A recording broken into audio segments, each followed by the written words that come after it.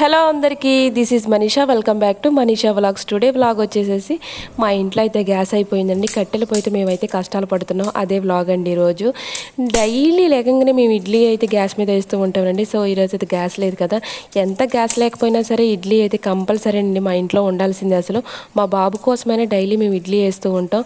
ఇంకా వాడి కోసమే నేనైతే కట్టెల పొయ్యి మీద వేస్తున్నానండి. ఇడ్లీ అయితే చేయడానికి చూడటానికి చాలా సింపుల్గా అనుకున్నాను కదండి, చేస్తుంటే తల ప్రాణం తోక్కొచ్చినట్టు అనిపించింది. అసలు ఊదుతుంటే నాకైతే కళ్ళల్లోకి పొగెళ్ళిపోయింది, కళ్ళు మంటలు వచ్చేసాయి అసలు. అంటే మరీ ఎప్పుడు పొయ్యి మీద చేయలేదని కాదులే, అప్పుడప్పుడు చేసేదాన్నండి. కాకపోతే అన్నీ చేయాలంటే వల్ల కాదు కదా. ఇంకెనివే ఇడ్లీ అయితే కుక్ అయిపోయిందండి. ఒక 50 మినిట్స్లోనే కుక్ అయిపోయిందండి. చాలా త్వరగా కుక్ అయిపోయింది అనిపించింది నాకైతే. ఆ తర్వాత నేను ఇంకా రైస్ కూడా దాని మీద కుక్ చేస్తున్నానండి. కడిగి పెట్టేసుకున్నాను ముందుగానే. ఇంకా మూత అయితే పెట్టేసేసుకొని ఇంకా పొలాలు అయితే దిట్టంగా పెట్టేశానండి. ఎందుకంటే త్వరగా అయిపోవాలి కదా అని చెప్పేసి. నేనైతే గ్యాస్ మీద అనుకోండి పొంగిపోతుందేమో అని చెప్పేసి ఒక చిన్న భయం ఉంటుంది కదా.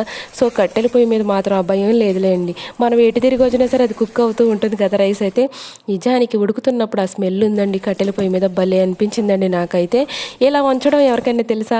అరే మేము వంచుతాంలే అనుకుంటారా? ఎనీవే, ఇంతవరకు వీడియో చూస్తారు కదా, ఒక చిన్న లైక్ ఇచ్చి సబ్స్క్రైబ్ చేసుకొని సపోర్ట్ చేయొచ్చు కదండి. ఇలాంటి డైలీ వ్లాగ్స్ కావాలి అంటే మన కామెంట్ సెక్షన్లో చెప్పండి. డెఫినెట్గా నేనైతే మన డైలీ వ్లాగ్స్ అయితే అప్లోడ్ చేస్తూ ఉంటాను.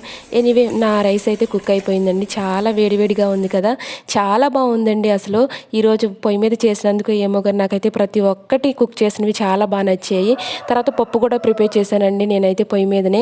ఇంకా పోపు దినుసులు అయితే అన్నీ పెట్టేసుకొని ఒకేసారి ఇంకా పొయ్యి మీద కండి పద్దకు లేకుండా ఇంకా తర్వాత పోపు కూడా వేసుకున్నానండి. ఇంకా పప్పుకైతే నిజానికి చాలా త్వరగా అయిపోతుంది, కానీ కుకింగ్ అయితే నాకే కొంచెం కళ్ళల్లోకి పొగెళ్ళిపోయి మంటగా అనిపించిందండి.